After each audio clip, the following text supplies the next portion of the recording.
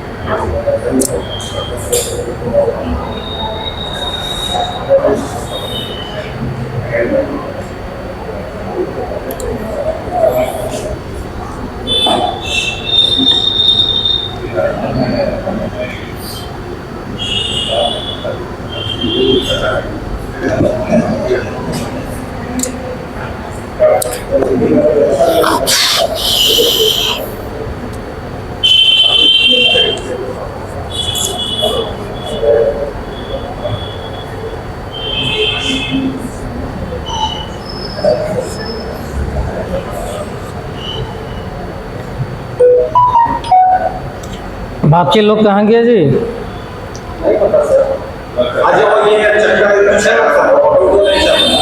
क्या है?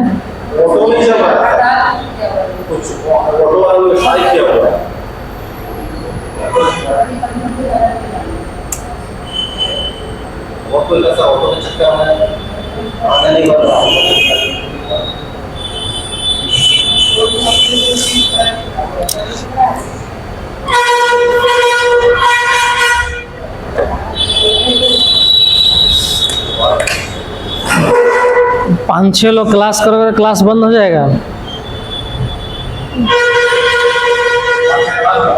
क्लास बंद हो जाएगा। 5 6 10 लड़का करो क्लास तो क्लास बंद हो जाएगा। तो हम क्या कर सकते हैं? मेरा भी कोई गलती नहीं है। अगर क्योंकि जिस दिन तो देख लेगा 6 लड़का क्लास कर रहा है, 6 लड़का के लिए कितना पैसा खर्च करना है, तो क्या फ़ायदा पैसा खर्च करने का। क्लास तो वहाँ चलता है जहाँ पे लड़का क्लास करे।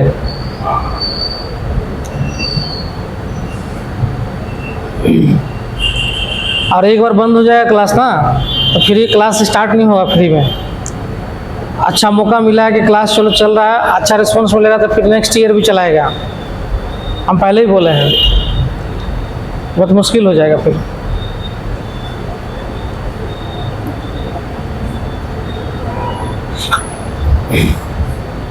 या फिर ऐसा भी हो सकता है, अब मेरे क्लास में जो है कम लड़का रहता है, सर के क्लास में ज़्यादा लड़का रहता होगा, हैं? उसमें वही है।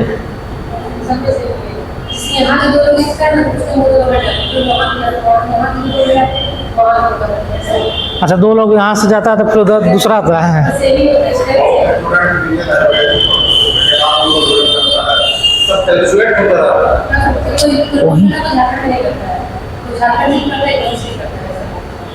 यही ना बोले।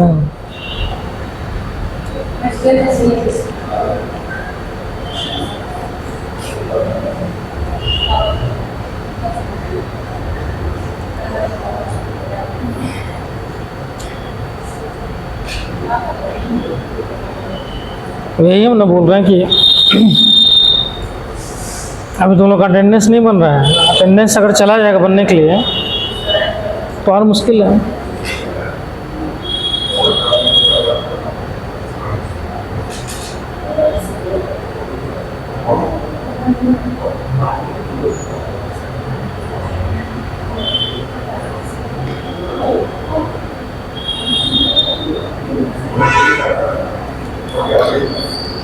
हम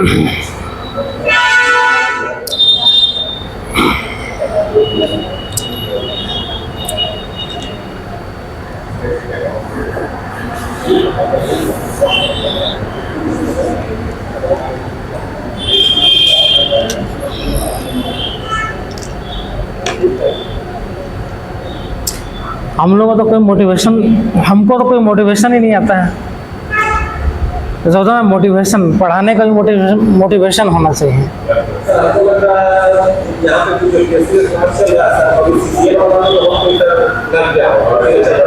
सीजीएल का होने का कोई ठिकाना भी है? लगने से क्या होगा, झूठ मूठ का लग जाएंगे।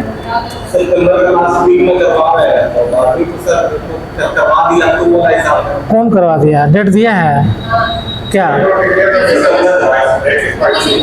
21-22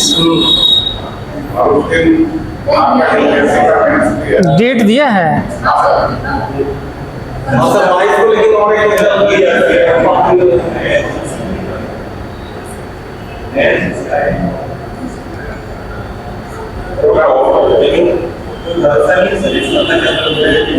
कोई भरोसा नहीं है। जेपीएस जेएसएससी का आज चुनाव आचार संहिता लागू हो गया तो उससे क्या हुआ? हाथ खड़ा कर देगा सब। जेएसएससी में 12 लाख लोगों का है, 6,50,000 फॉर्म तो 12 लाख गिरा है। वो पिछले बार जो उपस्थित हुआ उसी का जोड़ रहे हैं हम, 6,50,000 है ना। तो मतलब जो उपस्थित नहीं हुआ वो फिर दोबारा नहीं बैठ पाएगा, आएगा ही, आ जाओ। तो फिर हो सकता है, मान ले बढ़ भी सकता है। अब 6 लाख ही मान लेते हैं, 6 लाख का अरेंजमेंट चाहिए ना, हर डिस्ट्रिक्ट में देना पड़ेगा सेंटर। हर डिस्ट्रिक्ट में सेंटर जाएगा तो हर डिस्ट्रिक्ट का जो है आपको मजिस्ट्रेट रखना पड़ेगा, है ना। मजिस्ट्रेट रखना पड़ेगा, पुलिस देना पड़ेगा। अगर मान लीजिए कि आचार संहिता लागू हो गया तो फिर तो लगभग अधिकारी फंस जाएगा चुनाव में।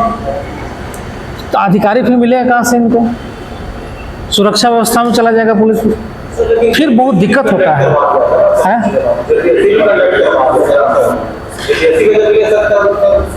क्या जेपीएससी कर सकता है?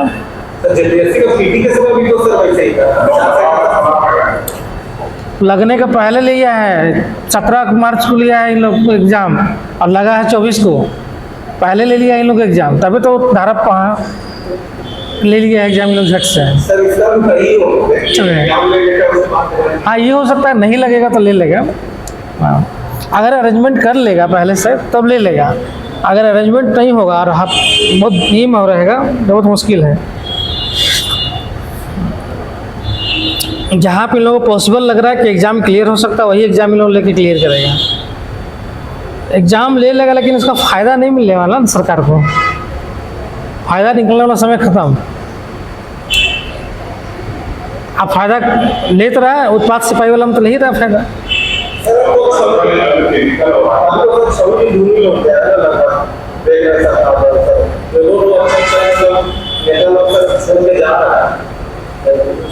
वो तो उसी ने बोल दिया तुम लोगों।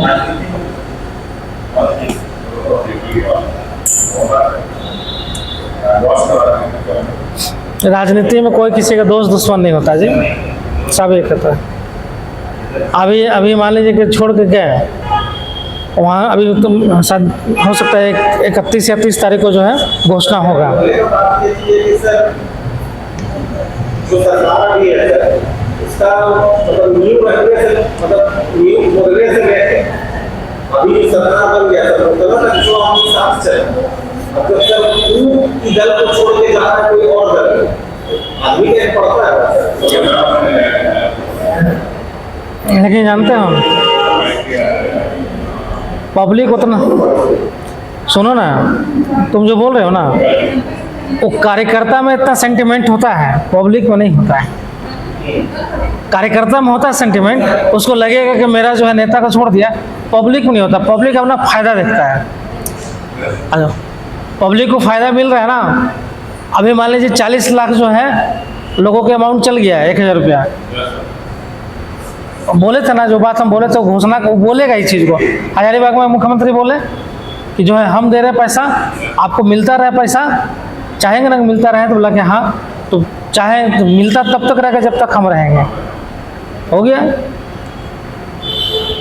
पब्लिक फायदा देखता है, कौन को फायदा ज़्यादा दे रहा है, सेंटिमेंट नहीं देखता है। सेंटिमेंट देखता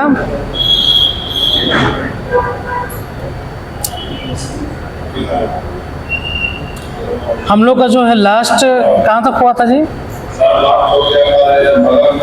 सैन्य शक्ति की संगठन मगध की आर्थिक साधनों की बहुलता क्या बात है? कुछ बचा था उसमें? मगध साम्राज्य का उदय का हो गया था ना सारा, क्या बचा है? सर भौगोलिक स्थिति लिखवाए थे और आर्थिक संसाधनों की बहुलता लिखवाए थे, सैन्य संगठन नहीं करवाया है, शासक को योगदान नहीं करवाया है और स्वतंत्रता वातावरण नहीं करवाया। मगध का सैन्य संगठन नहीं करवाया, मगध के शासक को योगदान नहीं करवाया, मगध का स्वतंत्र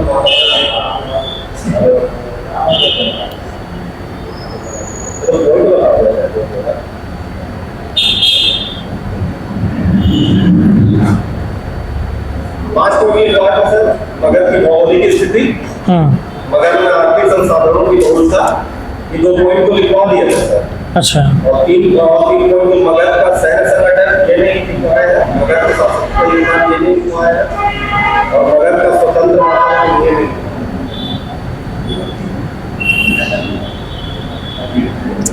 ठीक है सर, ठीक है, हम देखते हैं।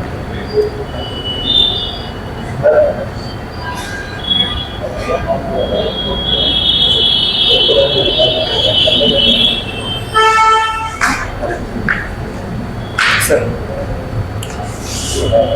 वीडियो वाला करवाया तो सर ये लिखा ये करवाया भौगोलिक स्थिति लिखा दिया था ना, आर्थिक साधनों की बहुलता। हाँ सर, यहाँ तक ठीक। नेटवर्क नहीं आ रहा।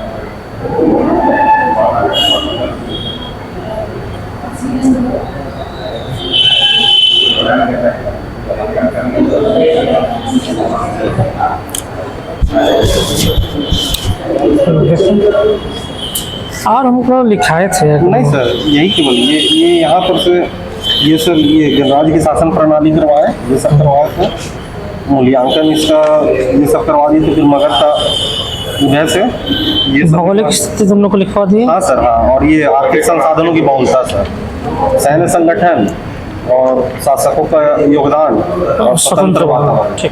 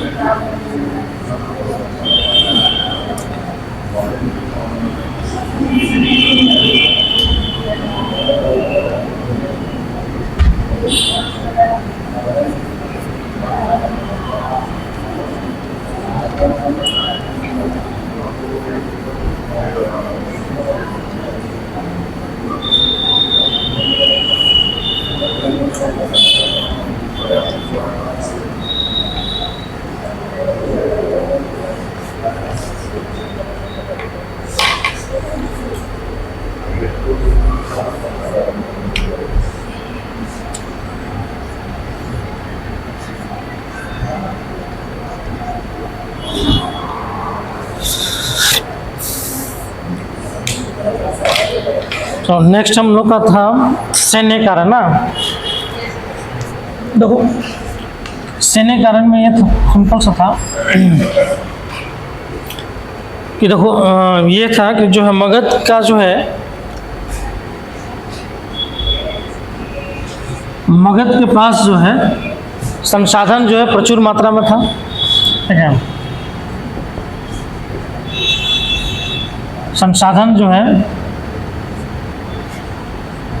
प्रचुर मात्रा में था, ठीक है। परिणाम क्या हुआ कि जो है इसको जो है एक विशाल सेना जो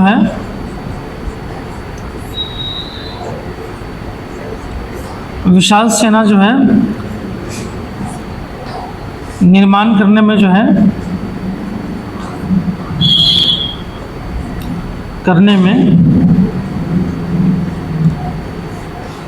सहायक हुआ, ठीक है। और प्रचुर संसाधन जो था, जो प्रचुर मात्रा में जो संसाधन था, ठीक है। ये क्यों संसाधन प्रचुर मात्रा में था? सिंपल से बताए थे हम लोग, ये उपजाऊ भूमि था, है ना। उपजाऊ भूमि था, वर्षा संचित वाला क्षेत्र था। तो सिंपल से बात था कि जो उपजाऊ भूमि है, वर्षा से सिंचित क्षेत्र था, तो इसलिए जो है वहाँ पे क्या है, एग्रीकल्चर जो है बहुत बेहतर तरीके से हो रहा है। मतलब इतना ज़्यादा हो रहा है कि एक्सेस जो है प्रोडक्शन हो रहा है। परिणाम क्या हो रहा है, ये प्रोडक्शन के कारण जो है सरकार के पास जो है टैक्स अधिक मात्रा में आ रहा है, और अधिक मात्रा में टैक्स आएगा तो विशाल सेना खड़ा कीजिएगा, है ना। तो ये जो संसाधन था, ये जो है प्रचुर मात्रा में क्या किया, जो उपलब्ध था, उसके कारण जो है उसको जो है टैक्सेशन इनको जो है खूब आने लगा, जिसके कारण जो है विशाल सेना का जो है निर्माण करने में ये सहायक हुआ। दूसरा चीज़ था कि जो है इनको जो है सेना के लिए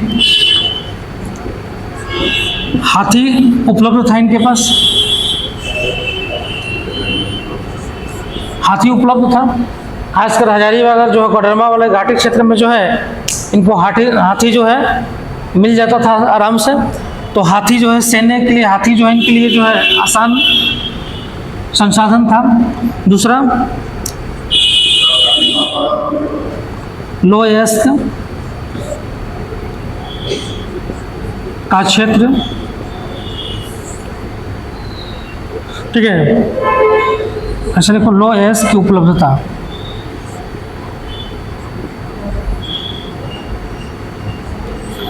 अब लो अयस्क का जो है उपलब्धता इनको था, झारखंड वाला एरिया से जो है इनको लोहा जो है मिल जाता था।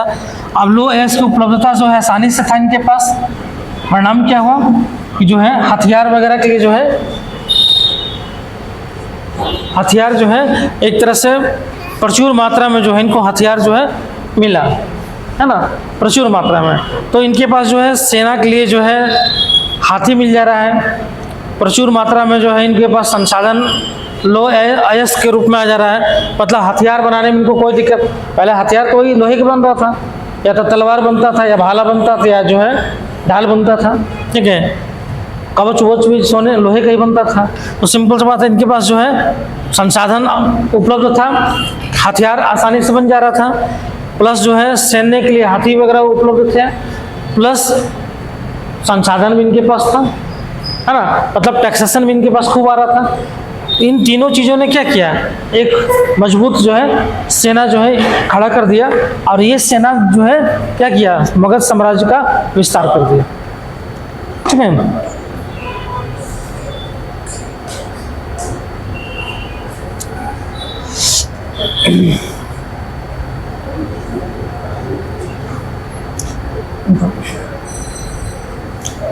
उसमें लिखो सैन्य कारण में देखो मगध प्राकृतिक संसाधनों की दृष्टि से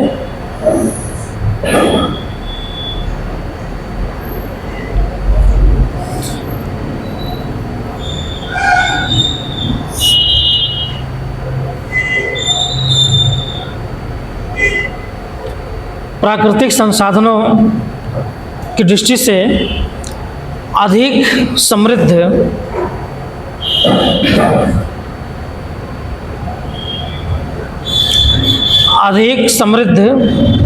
और सौभाग्यशाली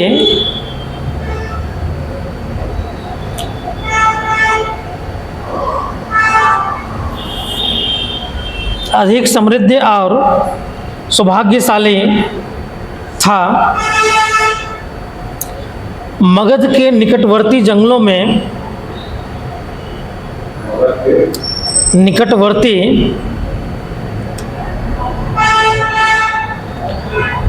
में पर्याप्त मात्रा में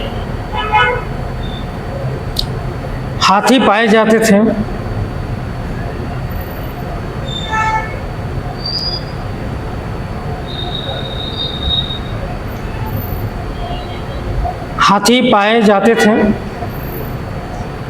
जो सेना के लिए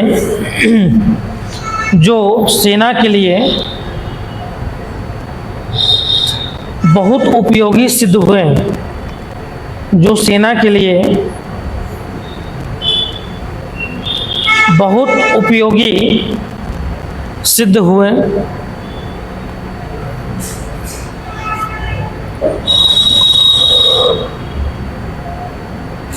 लाइन चेंज करो।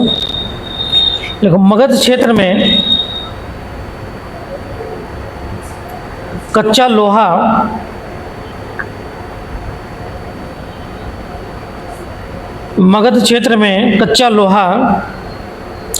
तथा तांबा जैसे खनिज पदार्थों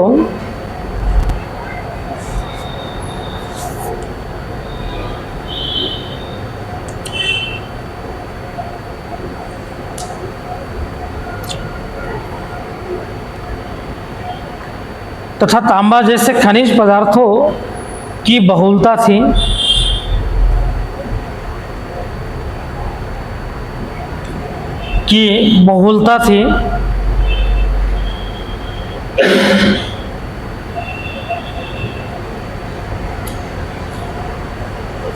समीपवर्ती लोहे की खानों से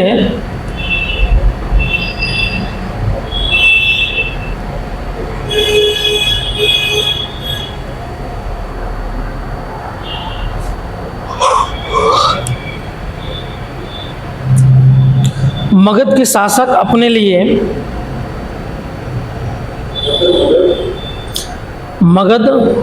अपने लिए अच्छे युद्ध के शस्त्र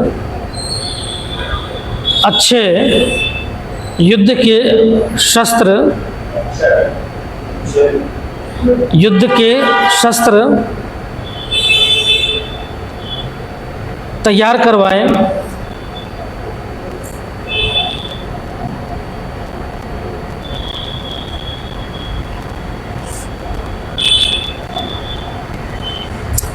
जो उनके विरोधियों को उपलब्ध नहीं थे।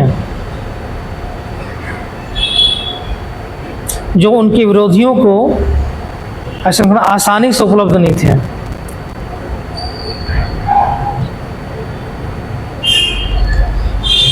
आसानी से उपलब्ध नहीं थे।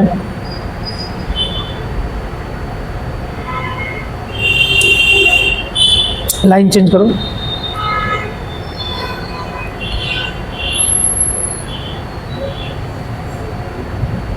लोहे के समृद्ध भंडार, लाइन चेंज करो। लोहे के समृद्ध भंडार आसानी से उपलब्ध होने के कारण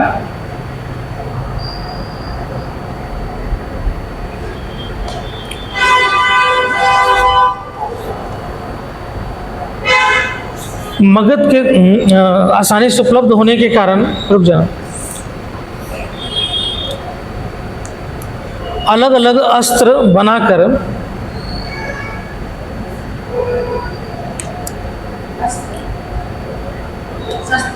नहीं,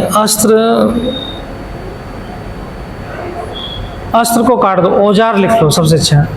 अलग अलग औजार बनाकर, औजार, अलग अलग औजार बनाकर घने जंगलों को घने जंगलों को साफ कर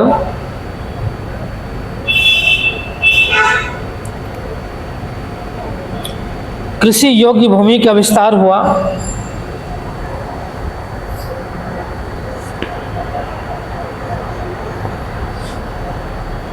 कृषि योग्य भूमि का विस्तार हुआ तथा नए नए उद्योग धंधों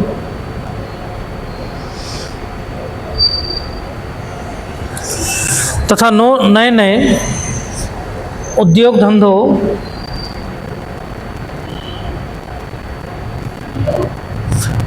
को प्रोत्साहन मिला।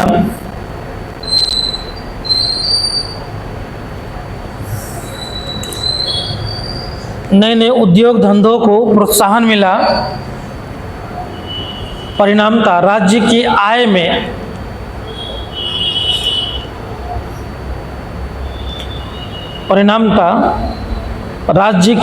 में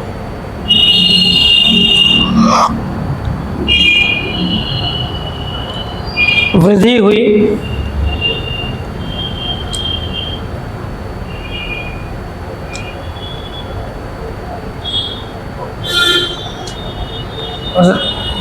आय में वृद्धि हुई जिसके कारण राज्य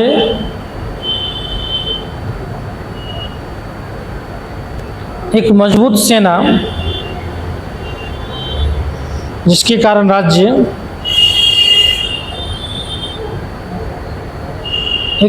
सेना खड़ी कर सकी।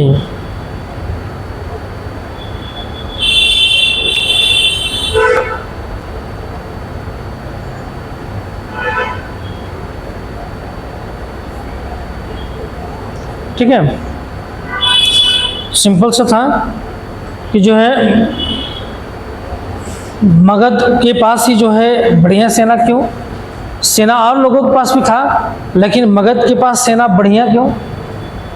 क्योंकि मगध की सेना को हम बढ़िया इसलिए बोलेंगे क्योंकि मगध जो है आगे चलकर ये मगध जो है एक बड़े क्षेत्रों पे जो है अपना साम्राज्यवाद स्थापित कर लेती है, मतलब अपना साम्राज्य का विस्तार कर लेती है।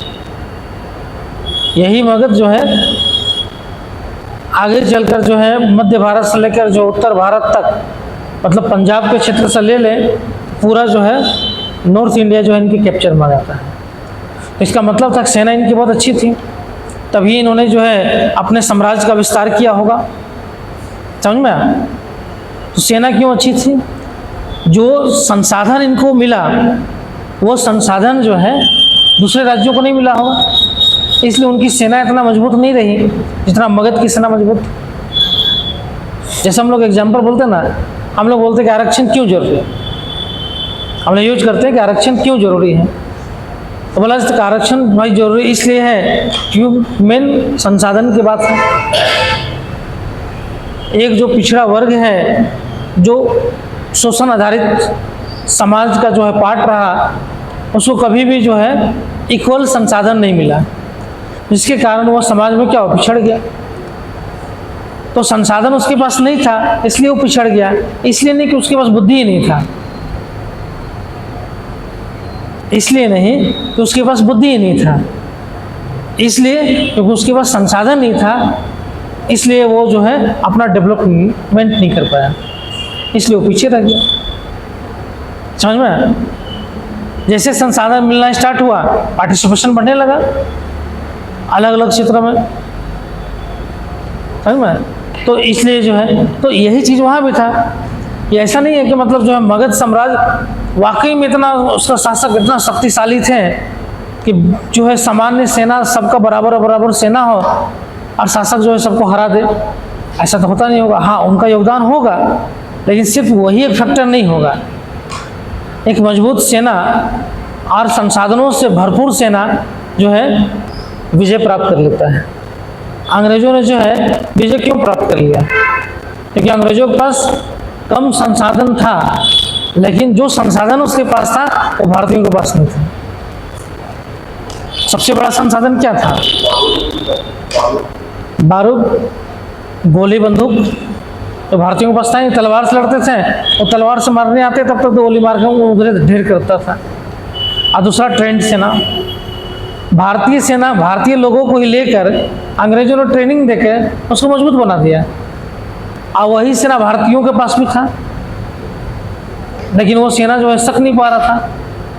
मालूम चलता 10,000 की सेना 1-1 लाख पे भारी पड़ जा रहा था।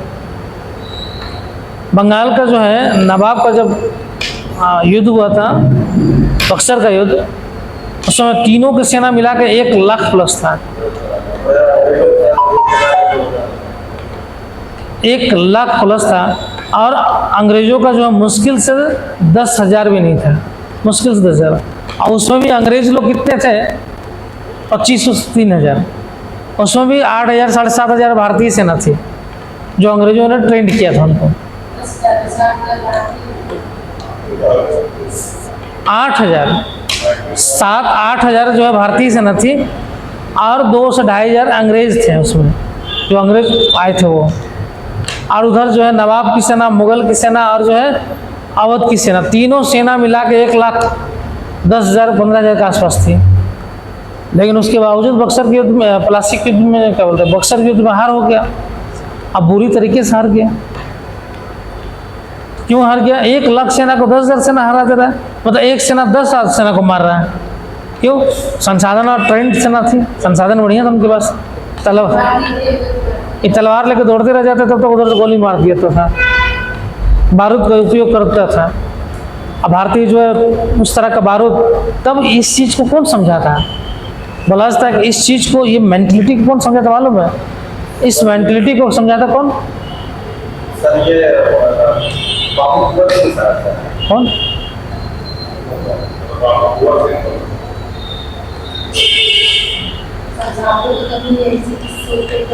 नहीं, इसको ये जो क्यों भारतीय हार रहे थे, इस चीज़ को समझने वाला जो है पहला भारतीय शासक अगर कोई था वो था हैदर अली। हैदर अली समझता है कि भारतीय सेना क्यों हारती है।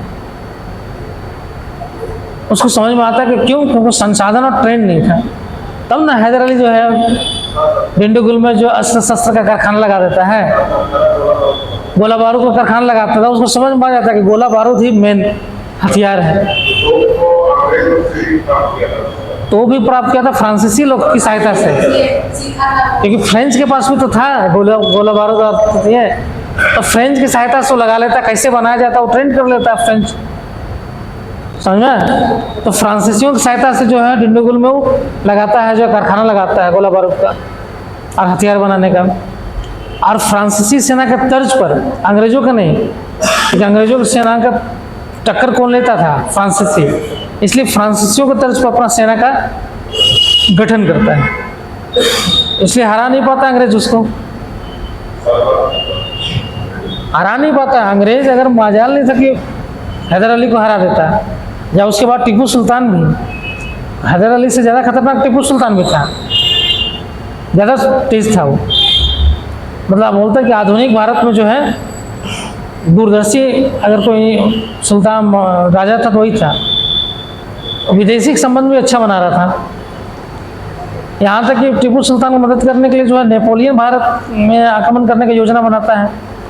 मिस्र अभियान उसका होता है, मिस्र से होते हुए भारत उसको आना था, समझ में, उसको सहायता करने के लिए, लेकिन मिस्र में हार जाता नेपोलियन, इसलिए नहीं आ पाता है, समझ में। तो इतना मजबूत था।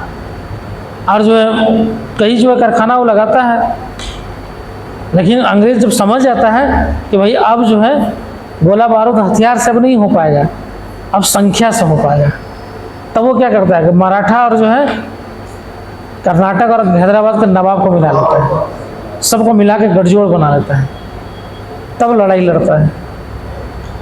तीसरा युद्ध में तो पानी पिला देता है अंग्रेज को। दूसरा युद्ध में बहुत बुरी तरीके से उसको समझौता करना पड़ता है अंग्रेज लोगों को। तीसरा युद्ध में गठजोड़ बनाता है और टीपू सुल्तान को जो है मजबूर करता है कि जो है मतलब हराता नहीं है लेकिन कमज़ोर कर देता है, ताकि तीनों तरफ से आक्रमण होना स्टार्ट हो जाता है उसके ऊपर। और चौथा युद्ध में तो हार ही जाता है, पूरी तरीके से मर जाता है हारते हुए लड़ते हुए। तो बोला जाता कि वही थे जिन्होंने समझा था कि जो है ओरिजिनल में आवश्यकता क्या था भारतीय को, वो करने की कोशिश करता है, सफल नहीं हो पाता है। तो ये था, तो ये था कि ऐसा नहीं था कि जो है और शासकों के पास नहीं था, लेकिन और शासकों के पास संसाधनों का अभाव था। एक तो टैक्सेशन नहीं था, उतना ज़्यादा पैसा नहीं आ रहा था, तो वो बहुत बड़ा सेना रख लेता, तब देता कहाँ से उसको पैसा, वेतन कहाँ से देता। अब बिना वेतन का सेना जो है लड़ाई में कोई काम का नहीं होता है, समझ में। बिना वेतन का जो है सेना कोई काम नहीं करता है, वो अधमने मन से लड़ता है मजबूरी में। तो यही जो है, उसके अलावा जो है संसाधन भी था, हाथी वगैरह मिल जाता था, उपयोग होता है, तलवार वगैरह बनाने के लिए जो उसके लिए पास कच्चा माल भी था। और जो है इस तरह से जो कच्चे माल उपलब्धता के कारण जो है बहुत सारे हथियारों का जो है क्या बोलते हैं कारखाना जो वहाँ पे बना दिया गया था। जो लोहे वगैरह से बनाने वाले लोग थे बना लिए था, और उस तरह का उद्योग धंधा ही चल गया था, ठीक है।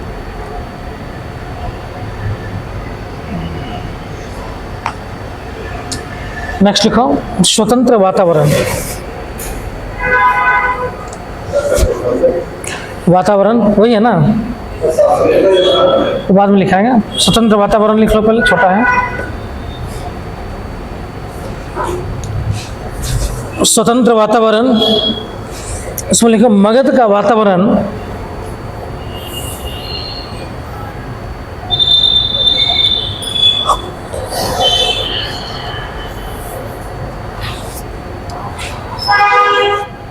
मगध का वातावरण अन्य राज्यों की अपेक्षा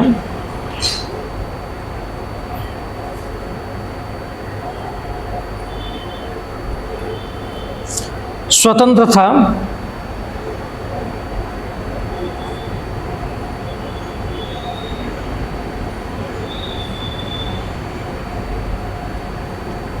स्वतंत्र था, यह अनेक जातीय एवं सांस्कृतिक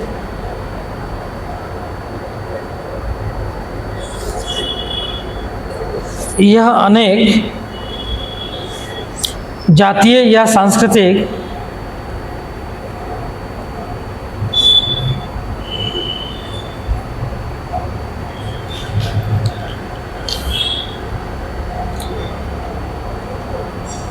धाराओं का मिलन बिंदु था। बोलते ना विचारधाराओं का, सांस्कृतिक विचारधाराओं का मिलन बिंदु था।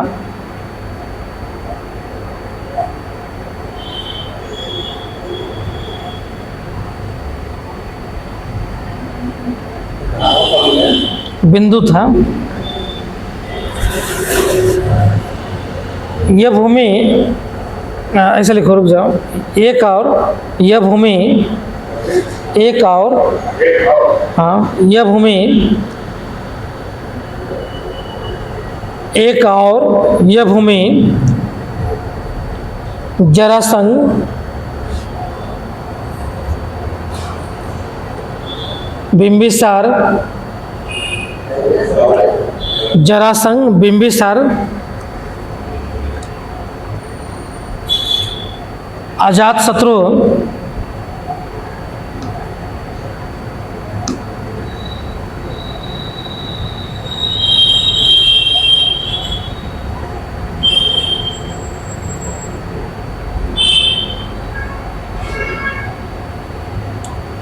जिसे महान शासकों की जन्मभूमि थी,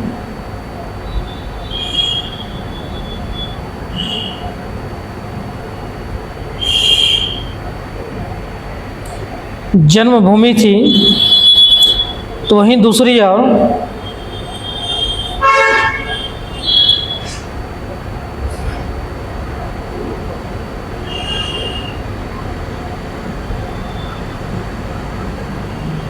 दूसरी ओर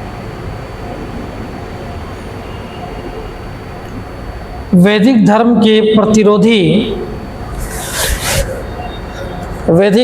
प्रतिरोधी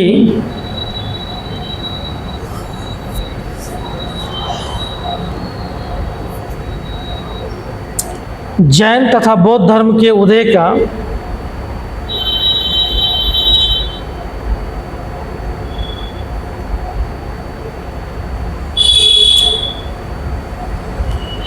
भी केंद्र था।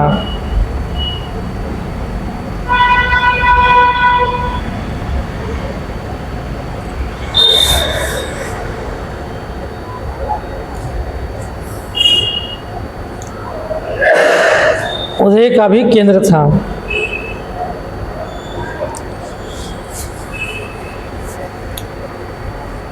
ब्राह्मण संस्कृति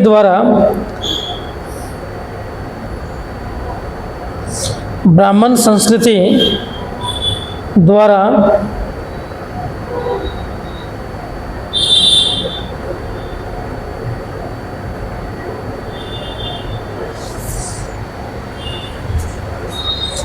लगाए गए सामाजिक बंधनों में शिथिलता, सामाजिक बंधनों में शिथिलता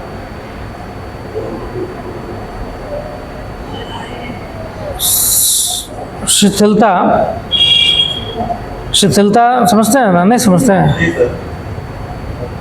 इंग्लिश वाला समझ में आता है? ठहराव जो हो जाता है। हाँ, स्थिरता तो पॉजिटिव वर्ड होता है ना, ये नेगेटिव वर्ड होता है। स्थिरता अगर स्थिर बोलेंगे तो पॉजिटिव वर्ड हो गया। ये ठहराव हो जाता है, मतलब पानी ठहर जाता है, बहता हुआ पानी रुक गया, मतलब नेगेटिव है वर्ड। इसको हमेशा नकारात्मक में यूज करते हैं हम लोग इसको। शिथिलता तथा बौद्ध एवं जैन धर्म के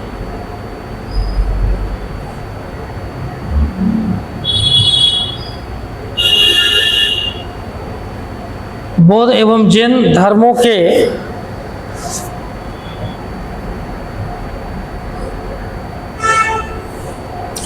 सार्वभौमिक दृष्टिकोण, सार्वभौमिक मतलब यूनिवर्सल,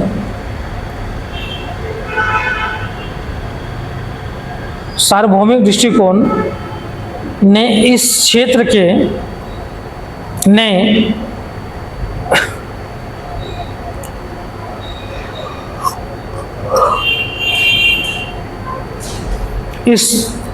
के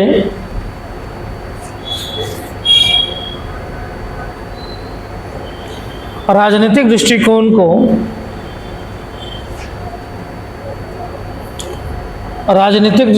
को व्यापक बनाया है।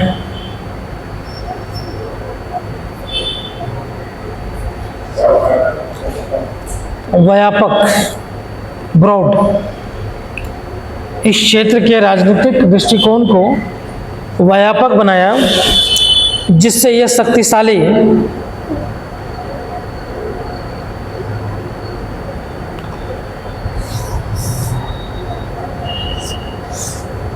शक्तिशाली साम्राज्य का केंद्र बन सका।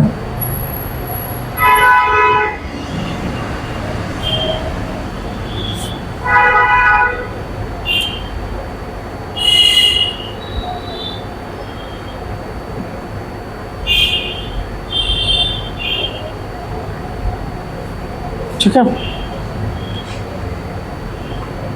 यही इसका जो है जो बोला जाता ना कि स्वतंत्र वातावरण, वातावरण क्या था? स्वतंत्र था।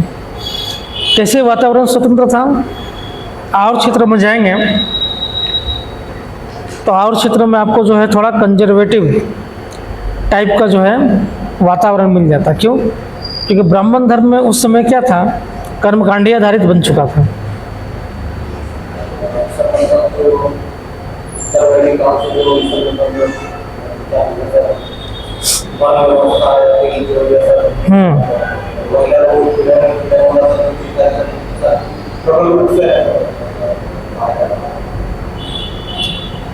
समझ में? मतलब था कि सिंपल सा बात था कि जो ब्राह्मण धर्म में था, चूंकि उसमें तो वर्ण व्यवस्था डाल दिया गया, और वर्ण व्यवस्था में जो है वैश्य और शूद्र जो है क्या हो गए? निचले स्तर पर चले गए, ब्राह्मण और क्षत्रिय ऊपर स्तर पर चले गए। तो ये तो जो है सामाजिक रूप से विविधीकरण खूब जम के वो स्टार्ट हो गया। दूसरा, विविधीकरण सिर्फ वर्ण व्यवस्था तक नहीं रहा, बल्कि कर्मों में भी हो गया। अब कर्म आधारित वर्ण व्यवस्था समाप्त कर दिया गया, और जो है जन्म आधारित वर्ण व्यवस्था हो गया। अगर मान लीजिए आपके पिताजी जूता सी रहे हैं तो आपका भी वही काम होगा और वही आपको वर्ण मिलेगा, जात मिलेगा। तो मोची है तो मोची का काम ही करेंगे, दूसरा काम नहीं कर सकते। मतलब ये क्या हो गया कि जो है पूरा का पूरा जो है मोनोपोली बिजनेस पर बना दिया गया। तीसरा था कि ये जो वर्ण व्यवस्था था, ये पूरा का पूरा सामाजिक रूप से क्या हो गया? संकुचित हो गया। कट्टरता बढ़ गया ना समाज में। और जो है और ऊपर के दोनों वर्णों को, तीनों वर्णों को सेवा करने के लिए शूद्र को रख दिया गया। अगर आप नहीं सेवा करेंगे तो आपके ऊपर क्या होगा? कार्रवाई हो जाएगा। तो कट्टरता बढ़ने लगा। लेकिन मगध वाला प्रांत में देखेंगे तो वहाँ कट्टरता का काट भी निकल के जाता है। मगध वाला प्रांत में ही आप देखेंगे बौद्ध और जैन दोनों धर्म को उदय हो जाता है ना। दोनों धर्म को उदय जो है मगध वाले क्षेत्र में हो जाता है। और चूंकि ये ब्राह्मण के काट के लिए आया था, मतलब जो अभी तक ब्राह्मणों के सामाजिक जो विभेदीकरण चल रहा था, जिसके कारण जो है समाज में जो भेदभाव हो रहा था, उस भेदभाव को काटने के लिए क्या हो गया? जैन और बौद्ध धर्म का उद्भव हो गया। और जैन और बौद्ध धर्म क्या किया? जो ब्राह्मणों का, ब्राह्मण जो संस्कृति द्वारा जो सामाजिक बंधन लाया गया था, जो समाज में जो बंधन बना दिया गया था, समझ में? जो बंधन बना दिया गया था, उस बंधन में क्या हो गया? शिथिलता आ गया। शिथिलता मतलब ठहराव, जड़ हो गया वो। मतलब लोग उसको छोड़ना स्टार्ट कर दिए। समझ में? शिथिलता मतलब क्या होता है कि जैसे आप एग्जाम्पल ले लो, जैसे तुम डेली पढ़ रहे हो 6 घंटा पढ़े, 3 दिन के बाद जो है मन किया कि आज नहीं पढ़ते हैं, छोड़ दो, है ना। तो क्या हो गया? काम आपको जो 3 दिन से लगातार काम चल रहा था क्या हो गया? रुक गया। मतलब आगे बढ़ ही नहीं पा रहे हैं। तो ठहराव आ गया। 1 दिन नहीं पढ़े, 2 दिन नहीं पढ़े, 3 दिन पढ़ने का मन नहीं कर रहा है। एग्जाम का डेट बढ़ गया और पढ़ने का मन नहीं कर रहा है। इलेक्शन आने वाला, देखते हैं होगा तब पढ़ा जाएगा।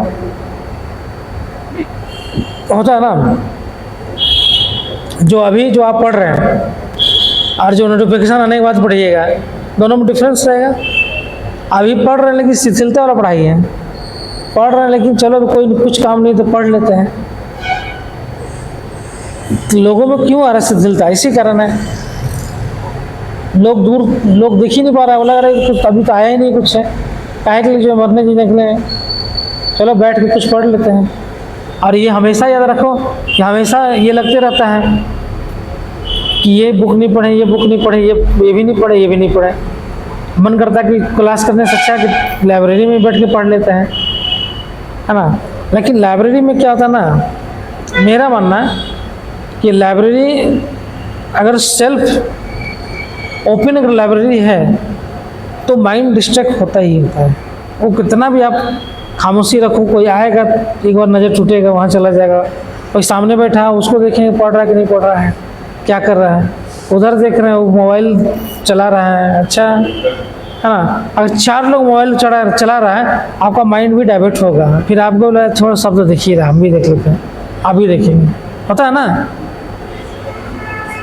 अगर 4 लोग जो है बैठ के गप कर रहा है उधर साइड में जाकर, तो आपको लग रहा है कोई तो नहीं पढ़ रहा है, हम पढ़ के कौन और विद्वान बन जाएंगे, कोई नहीं बना तो वो डिस्ट्रैक्ट करता है। ओपन लाइब्रेरी हमेशा जो है उसके लिए होता है जो बहुत मेंटली रूप से मजबूत हो। अगर मेंटली रूप से मजबूत नहीं है तो ओपन लाइब्रेरी में आप हर आधे घंटा 20 मिनट में डिस्ट्रैक्ट होंगे। अब मन अगर थोड़ा सा भी चंचल हुआ तो हर 5 मिनट में डिस्ट्रैक्ट हो गए। हर 5 मिनट में वो नज़र उठा के उधर देखेंगे, कभी पानी प्यास लग जाएगा, कभी भूख लगेगा, कभी कुछ लगेगा, कभी उससे बात करना है, कभी उससे मिलना, कभी उसको देख के मुस्कुरा रहे हैं, क्या पढ़ रहे हो उसको देख रहे क्या पढ़ रहा वो, होता है ना। तुम लोग का अनुभव बता रहे हो, यही होता है। और बैठते तो है लाइब्रेरी में हम 5 घंटा 6 घंटा, लेकिन आउटपुट कुछ निकल के नहीं आता है। आउटपुट निकल के आता ही नहीं है। हमको ही पता है वो लाइब्रेरी में बैठने वाला ना, 100 लड़का बैठा हो ना तो 2 ही लड़का का आउटपुट आ रहा है, 98 लड़का का आउटपुट नहीं आता है। 98 बस को अपना बना लिया है कि जो है जाना है लाइब्रेरी में बैठना है, और कुछ लोग तो दिखाने के लिए भी बैठ जाते हैं। कुछ लोग दिखाने के लिए, दोस्त अरे अरे पूरा पलटना स्टार्ट कर दिया, अरे ये भी पढ़ लिए, भी पढ़ लिए, क्या क्या क्या पढ़ लिया, सब पढ़ लिए। तो वो दोस्त को दिखा देता है कि हम देखो अभी बैठे लाइब्रेरी में 8 घंटा में पूरा बुक पढ़ के कंप्लीट कर दिए। उसको दिखाने के लिए कर दिए, उसको बोलते हैं प्रदर्शन करना, प्रदर्शन कर दिए। लेकिन आपका आउटपुट क्या आया है? आप तो कभी जजमेंट कर ही नहीं रहे अपने आप को कि हम अगर लाइब्रेरी में 8 घंटा बैठ रहे हैं, उसका आउटपुट क्या निकल के आ रहा है 8 घंटा का।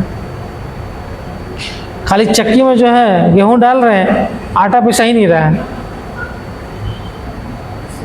तो फायदा क्या? क्या फायदा? तो कभी चेक करते हैं लाइब्रेरी में बैठने के बाद आउटपुट क्या निकल के आता है? कभी चेक तो कर लिया करो कि मतलब हम लाइब्रेरी में 8 घंटा बैठे हैं, 8 घंटा में क्या सीखे हम बैठ के वहाँ पे? खूब सीरियस होकर पढ़ लिए, लेकिन कुछ सीखे भी कि नहीं सीखे? आउटपुट कैसे निकालेंगे? ऐसे निकालेंगे ना। अब हम ला के इन्वर्टर रख दिए हैं और एक बल्ब नहीं जला रहे हैं, एक बल्ब पंखा नहीं जला, ला कर रखेंगे। देखो इन्वर्टर तो है भाई, मेरे पास इन्वर्टर है, जब भी लाइन कटेगा कभी अंधेरा नहीं होगा मेरे यहाँ। लेकिन लाइट कट जा रहा फिर भी इन्वर्टर नहीं चल रहा है, बंद करके रख दिए हैं। तो उसका कैसे मालूम चलेगा कुछ 6 घंटा चलेगा कि 8 घंटा चलेगा कि 12 घंटा चलेगा? आउटपुट बहुत जरूरी है, और आउटपुट आप खुद से एनालिसिस करेंगे कि हमारा आउटपुट क्या निकल रहा है, हम क्या सीख के निकल रहे हैं। कुछ पढ़े तो सब कुछ कंक्रीट निकला कि नहीं निकला। अगर नहीं निकल पा रहा तो फिर सिर्फ आप टाइम पास कर रहे हैं लाइब्रेरी में बैठ के। इससे अच्छा कि 8-9 घंटा लाइब्रेरी में बैठ 8-9 घंटा जाके घूम लीजिए जोना फॉल, मन शांत तो होगा कम से कम इसी बहाना। किसी दिन तो दिल को शर्म लगेगा, माथा माइंड को शर्म लगेगा, तो बहुत घूम लिया पढ़ लेते थोड़ा, उस दिन जाकर बढ़िया से पढ़ेगा। हम लोग करते थे, पढ़ते पढ़ते किसी दिन लगा मन नहीं कर रहा पढ़ने का ना, कभी ज़बरदस्ती नहीं पढ़ाई करते थे।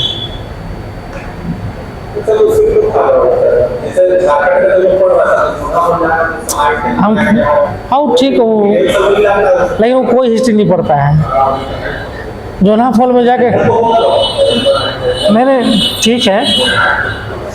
अच्छा ये बताओ कि यहीं पे बहुत सारा चीज़ है, इस कैंपस में ही तुम बहुत सारा जो है कैंपस में बहुत सारा चीज़ पढ़ लोगे, बहुत सारा चीज़ पढ़ लोगे। डेली आते हैं, कभी सर्च किए हैं?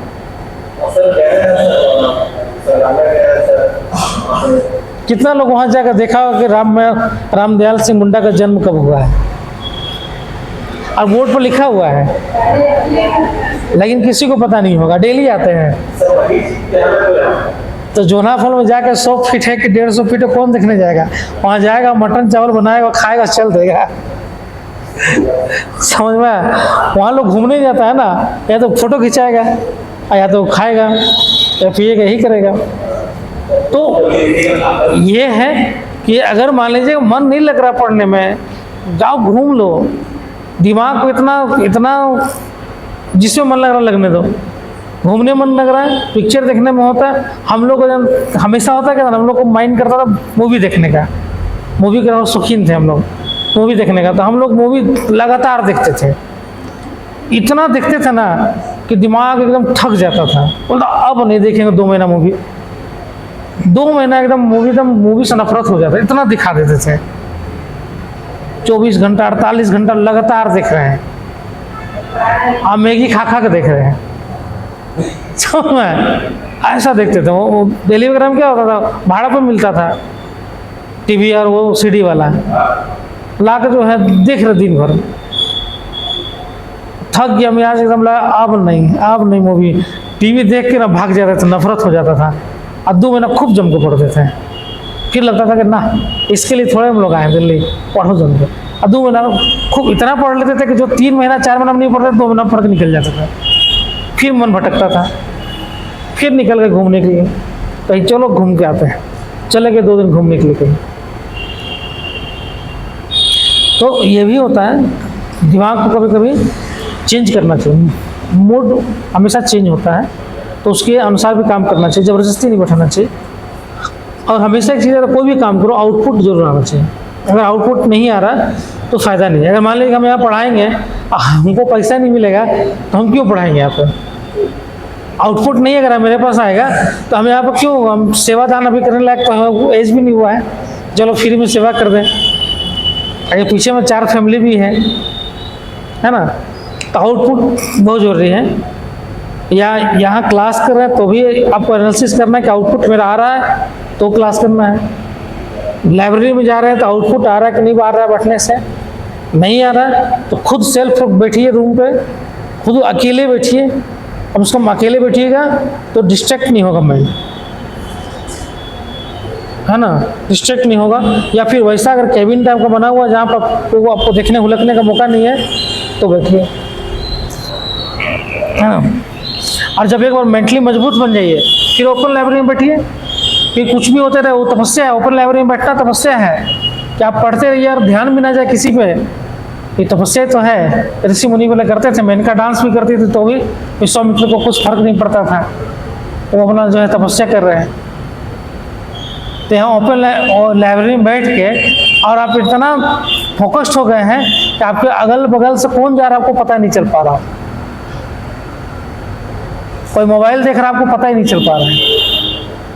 अगले 2 घंटा को कुछ नहीं मालूम कि क्या हुआ यहाँ पर, इतना खोने वाला तपस्या में जाना पड़ेगा। तो हो पाता है अभी लाइब्रेरी में बैठते होंगे तो दिमाग तो तुरंत जाता भटकता हुआ, कितना मिनट में भटकता है?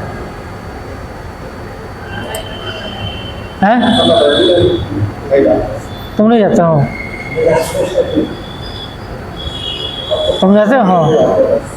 नहीं,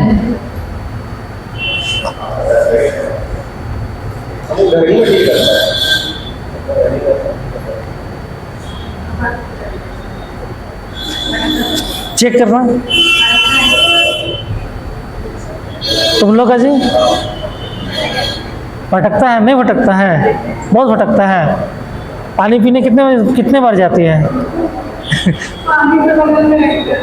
अब खत्म हो जाता है बार बार, कितने बार पीती है? 4 बोतल।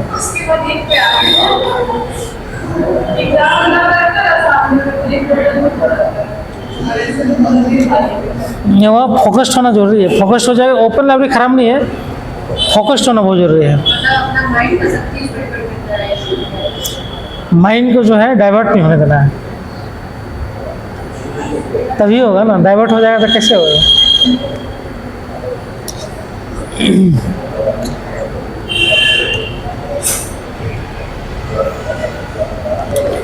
समझ में? तो जो शिथिलता है, शिथिलता पर तो कितना लेक्चर दे दिए, है ना। शिथिलता जो है, वो शिथिलता जो सामाजिक बंधन जो बनाया गया था, सामाजिक बात, उसमें शिथिलता आ गया।